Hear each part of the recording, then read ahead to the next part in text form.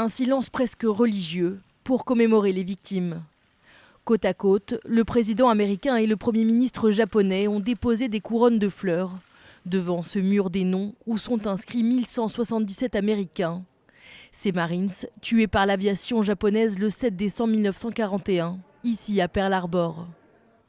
Un hommage historique, c'est la première fois qu'un chef du gouvernement japonais se rend sur le mémorial américain. Devant les anciens vétérans, Shinzo Abe a prononcé un discours chargé d'émotion. En tant que Premier ministre du Japon, je présente mes sincères et éternelles condoléances aux âmes de ceux qui ont perdu la vie ici, ainsi qu'à toutes ces femmes et ces hommes courageux dont les vies ont été retirées par cette guerre.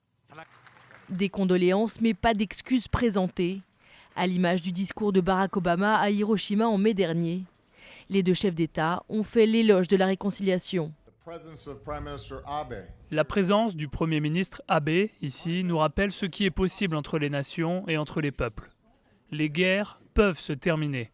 Le plus amer des adversaires peut devenir le plus fort des alliés. Les fruits de la paix l'emportent toujours sur le pillage de la guerre.